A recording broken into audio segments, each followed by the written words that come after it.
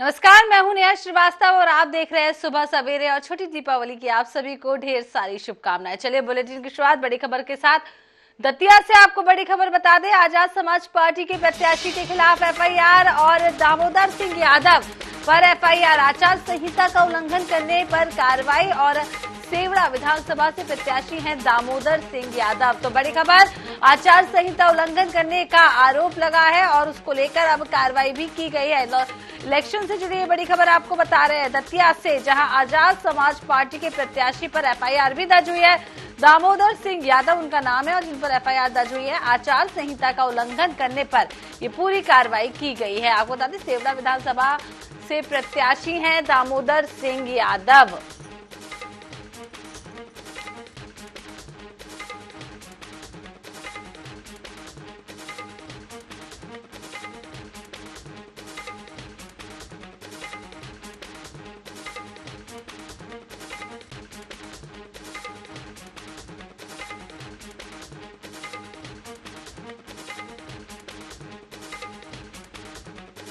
Azad Samaj party के प्रत्याशी के खिलाफ एफआईआर दर्ज की गई है और दामोदर सिंह यादव पर एफआईआर दर्ज। आचार संहिता का उल्लंघन करने पर कार्रवाई की गई है। सेवड़ा विधानसभा से प्रत्याशी हैं दामोदर सिंह यादव। तो बड़ी खबर आपको दतिया से इस वक्त की बता रहे हैं। आपको बता दें, चुनाव के मद्देनजर आचार संहिता लग चुकी है। किसी भी प्रकार का चुनाव प्रचार प्रसार अब थम गया है और उसी को लेकर अब यहाँ पर एफआईआर भी दर्ज की गई है।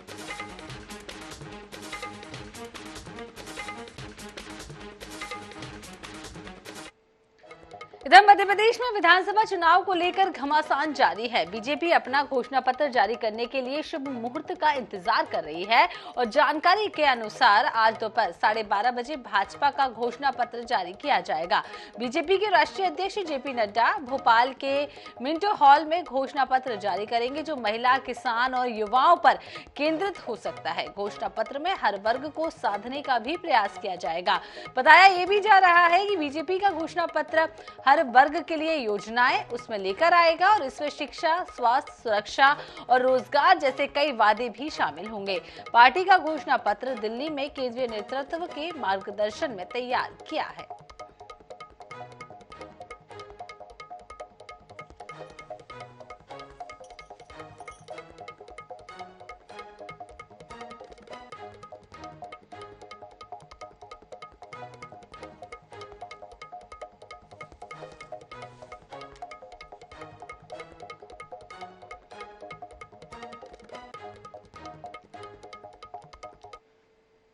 बात बालाघाट की, जहां पहुंचे सीएम शिवराज सिंह चौहान ने आम सभा को संबोधित किया और उन्होंने ऐलान किया है कि मध्य प्रदेश में भाजपा की सरकार बनते ही पर परिवार से एक सदस्य को रोजगार दिया जाएगा। इसके साथ ही उन्होंने कांग्रेस पर जमकर निशाना साधते हुए कहा है कि कांग्रेस पार्टी बेईमानों की पार्टी है। सीएम शिवराज सिंह चौहान ने जनता से अपील करते हुए कहा है कि मन बना लो और कांग्रेस के सत्ता में आने वाले द्वार पर ताला लगा दो।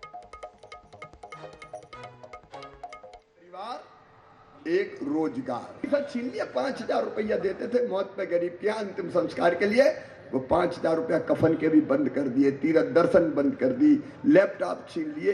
ये कांग्रेस बेगा भारिया शहरिया बहनों के 1,000 रुपया वो छीन लिए थे। मेरी बहनों याद रखना, अगर भैया भाऊ रामकिशोर रहेंगे तो ही लाडली बहना योजना है। कांग्रेस आ गई तो ना लाडली बचेगी ना बहना बचेगी।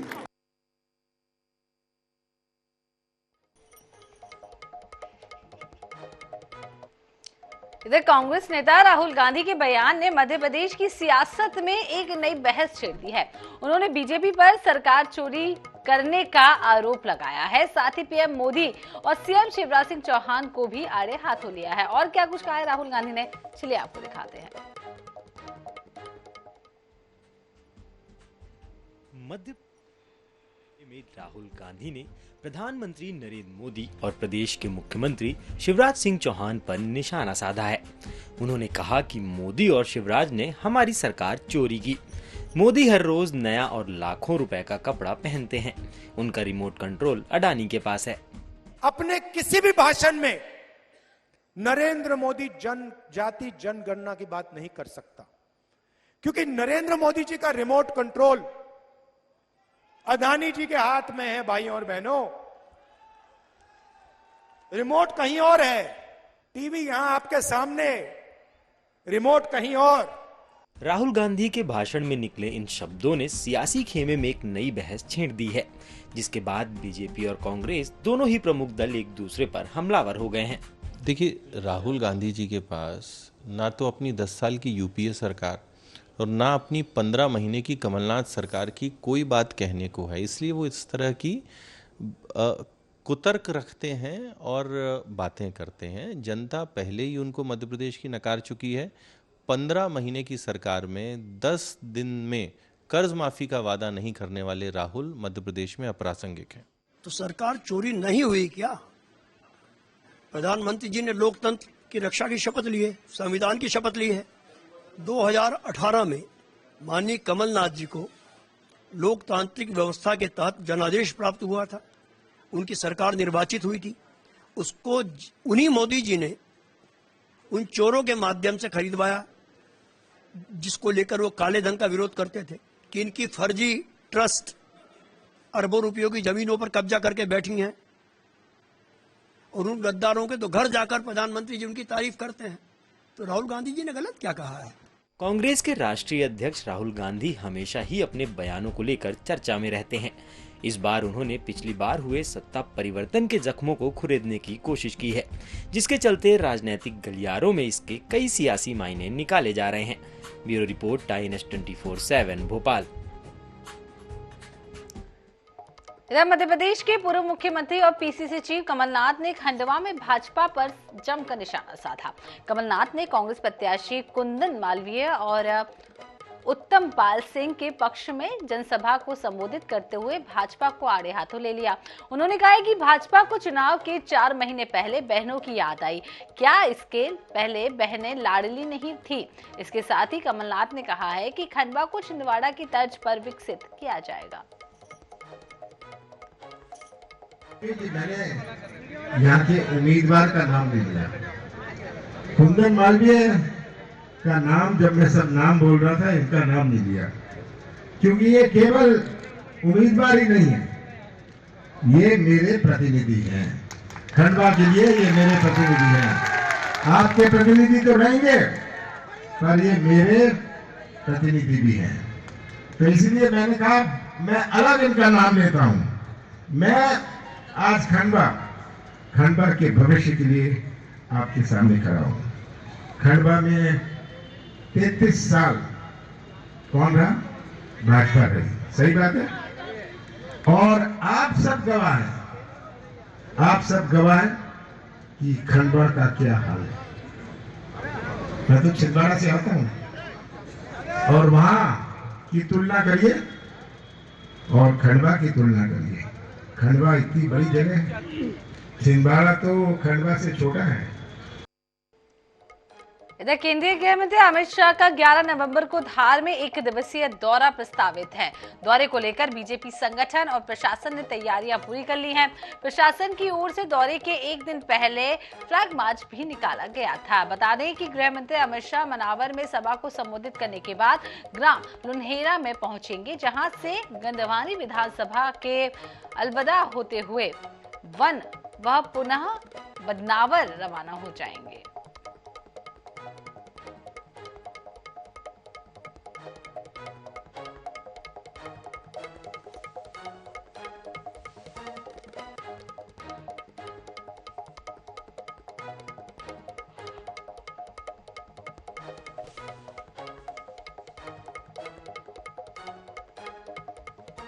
कल हमारे देश के केंद्रीय गृह मंत्री आदरणीय अमित शाह जी का मनावर विधानसभा में विशाल जनसभा सम्मेलन है। उसको लेकर सभी कार्यकर्ता उत्साहित है, जनता उत्साहित है। जिस प्रकार वो उनका जो नेतृत्व करते हैं, जिस प्रकार वो बोलते हैं, उनको लेकर काफ़ी उत्सुक है। लोगों में काफ़ी जिज्ञासा उनको सुनने के लिए, और सभी गाँव में, सभी मजरों में इसको लेकर चर्चा है, और कल अधिक से अधिक संख्या में सब लोग पधारेंगे, ये हमें उम्मीद है। इधर कांग्रेस के राष्ट्रीय नेता राहुल गांधी शुक्रवार को बड़वानी जिले के राजपुर पहुंचे, जहां उन्होंने मंडी प्रांगण में चुनावी सभा को संबोधित किया। इस दौरान राहुल गांधी ने समर्थकों के पहनाए हुए साफा और जैकेट को तुरंत उतार दिया, तो वहीं मंडी में मिर्ची की धांस से लोगों के साथ राहुल गांधी भी नहीं बच पाए। राहुल गांधी ने अपने उद्बोधन में जातिगत जनगणना को लेकर कहा है कि जब भी मैं जातिगत जनगणना की बात करता हूं, भाजपा कांप जाती है।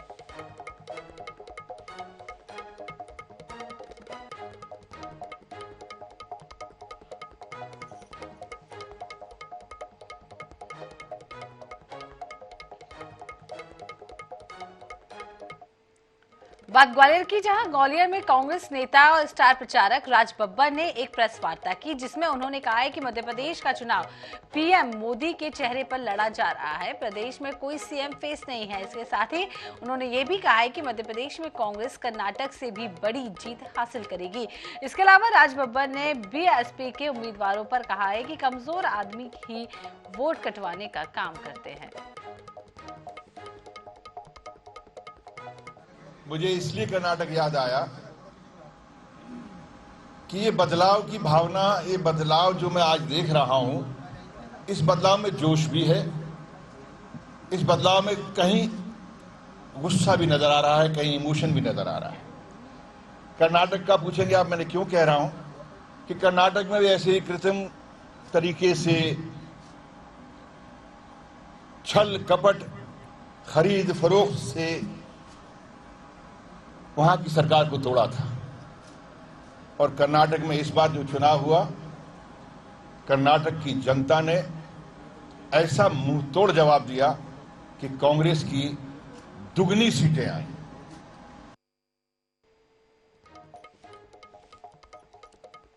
इधर इंदौर पहुंचे महाराष्ट्र के डिप्टी सीएम देवेंद्र फडणवीस ने 2 चुनावी सभाओं को संबोधित किया और विधानसभा 3 से भाजपा प्रत्याशी गोलू शुक्ला की जमकर तारीफ की है। इसके साथ ही उन्होंने कांग्रेस को गजनी बताते हुए कहा है कि वादे करके भूल जाते हैं, इनको भूलने की बीमारी है। इसके साथ ही डिप्टी सीएम ने आचार्य प्रमोद कृष्णन के कांग्रेस पद पर दिए गए बयान का भी जिक्र किया। उन्होंने कहा है कि आचार्य जी को देर से पता चला कि कांग्रेसी राम के भी नहीं हैं और काम के भी नहीं हैं।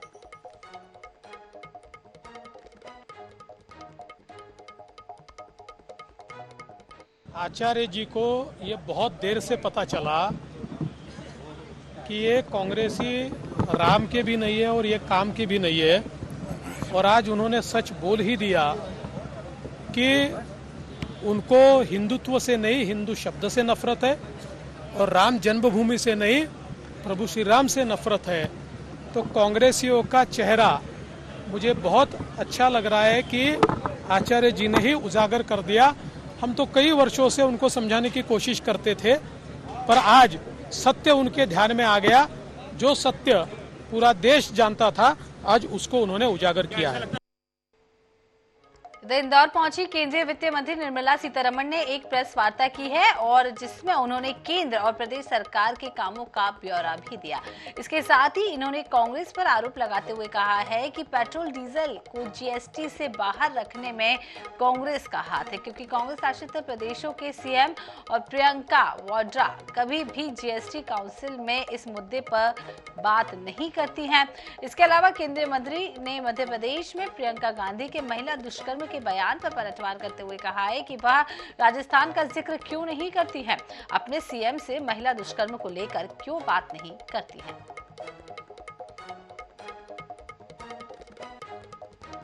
जब से रशिया यूक्रेन के वॉर शुरू हुआ, तब से कच्चे तेल का दाम के ऊपर स्पेकुलेशन ही स्पेकुलेशन चल रही है और हम उसको मैनेज करके आ रहे हैं और रशिया से सस्ता क्रूड लिए, आपको वो जानकारी पूरा है। जब भी वॉर होता है, चाहे वो रशिया यूक्रेन हो, अभी इसराइल हमास हो, तेल के ऊपर असर पड़ने का पॉसिबिलिटी है। हम उसको क्लोजली मॉनिटर करके आ रहे हैं।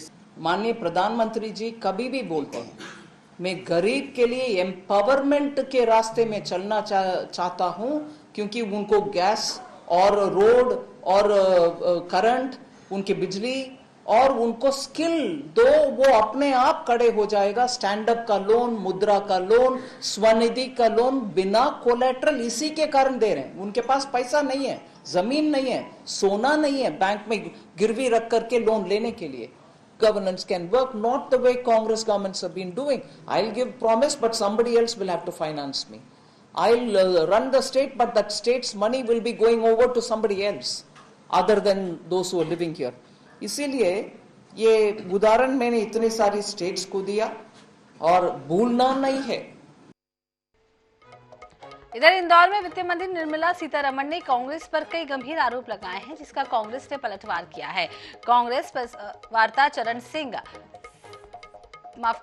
कांग्रेस प्रवक्ता चरण सिंह सप्रा ने कहा है कि पेट्रोल डीजल को जीएसटी काउंसिल के तहत लाने के लिए सरकार की तरफ से कोई भी प्रस्ताव नहीं आया है, जिसका कांग्रेस ने कभी विरोध किया हो। इसके उलट हमारे नेताओं की मांग है कि पेट्रोल और डीजल को जीएसटी के तहत लाया जाए, जिससे जनता को फायदा होगा। देश की वित्त मंत्री निर्मला सीतारमण जी ने इंदौर के अंदर एक बहुत बड़ा झूठ बोला है, सफेद झूठ कहा है। बीजेपी जो भारत की झूठी पार्टी है, उसके नेता ने यह कहा कि कांग्रेस पार्टी ने जीएसटी काउंसिल के अंदर पेट्रोल और डीजल को जीएसटी के तहत लाने का विरोध किया है। ऐसा कोई प्रस्ताव आज तक सरकार की तरफ से जीएसटी काउंसिल में आया ही नहीं है। कांग्रेस पार्टी की तो यह हमेशा मांग रही है, हमारे नेतृत्व ने, आला नेताओं ने यह मांग की है कि पेट्रोल और डीजल के रेट जो है उसे जीएसटी के तहत लाना चाहिए, ताकि पेट्रोल और डीजल जो है वो सस्ता हो जाए। केंद्र की सरकार से मैं ये सवाल पूछना चाहता हूं कि जब आपने नोटबंदी की, जब आपने जमीन अधिग्रहण बिल लाया, जब किसानों के 3 काले कानून लाए, तो क्या आपने विपक्ष से पूछा था? आप लाइए जीएसटी काउंसिल में ये प्रस्ताव, उसके ऊपर चर्चा होगी। कांग्रेस पार्टी अपनी मांग पर टिकी है कि पेट्रोल और डीजल सस्ता होना चाहिए और जीएसटी के तहत आना चाहिए। भाजपा के राष्ट्रीय सचिव कैलाश विजयवर्गीय ने आगर मालवा में कांग्रेस और गांधी परिवार पर जमकर निशाना साधा। विजयवर्गीय ने कहा है कि प्रियंका राम भगवान को 13 वर्ष वनवास की बात करती हैं।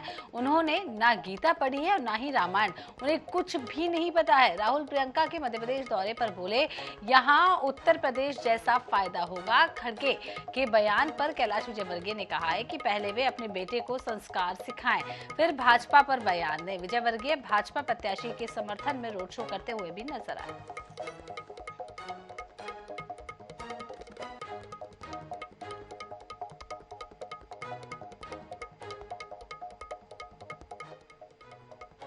गाय जी को गलती नहीं है, ना कभी रामायण पढ़ी है, ना गीता सुनी है।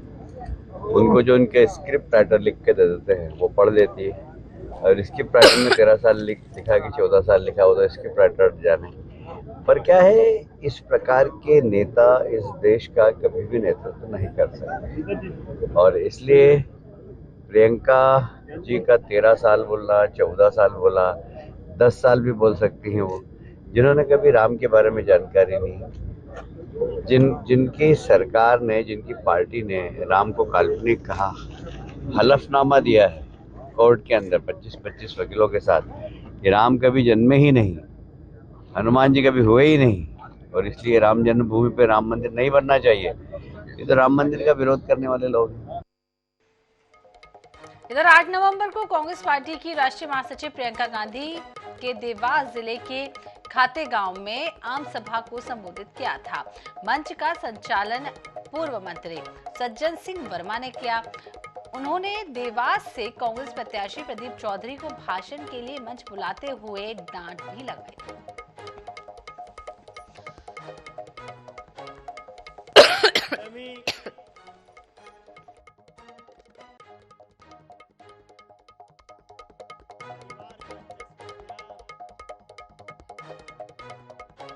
को मैं आमंत्रित करता हूं कि आओ,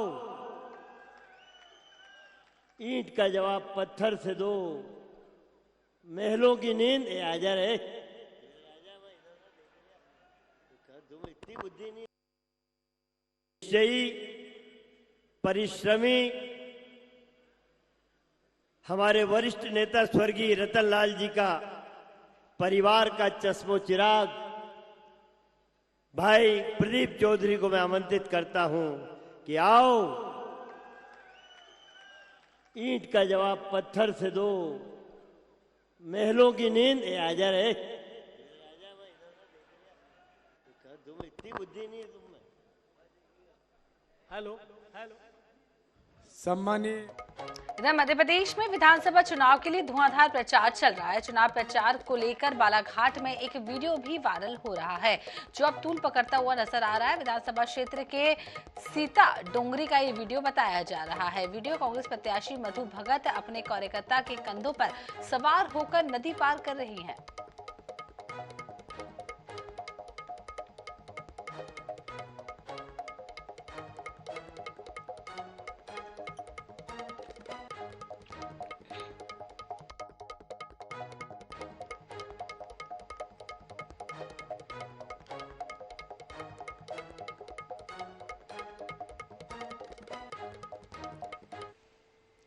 इधर निवाड़ी पहुंची मैनपुरी सांसद डिंपल यादव ने रामराजा सरकार के दर्शन किए। बता दें कि डिंपल यादव ने सपा से निवाड़ी विधानसभा प्रत्याशी मीरा दीपक यादव और पार्टी समर्थकों के साथ रामराजा सरकार के दर्शन करने पहुंची और इसके साथ ही उन्होंने कहा है कि समाजवादी पार्टी मजबूती से मध्य प्रदेश में चुनाव लड़ रही है और इस बार पार्टी अच्छा प्रदर्शन भी करेगी।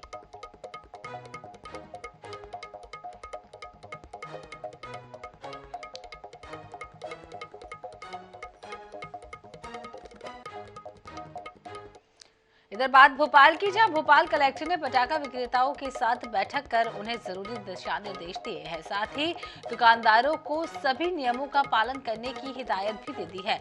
कलेक्टर ने बताया है कि सब डिवीजन मजिस्ट्रेट और पुलिस की संयुक्त टीम बनाई गई है।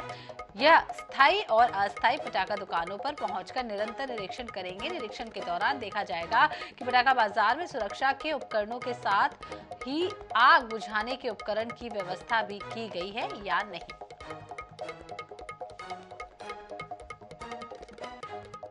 पुलिस की एक संयुक्त टीम भी बनाई गई है। 2-3 दिनों के अंदर जितने भी इस प्रकार के फैसिलिटीज़ है, चाहे वो स्थायी हो या जहां जन ग्राउंड पर अस्थायी इस प्रकार की दुकानें लगती हैं, वहां का भ्रमण करेंगे और रिपोर्ट देंगे कि वहां पर सारे इंतजामात सुरक्षा व्यवस्था से संबंधित और आग की सुरक्षा से संबंधित रहते हैं, वो वहां पर किए गए या नहीं किए गए हैं।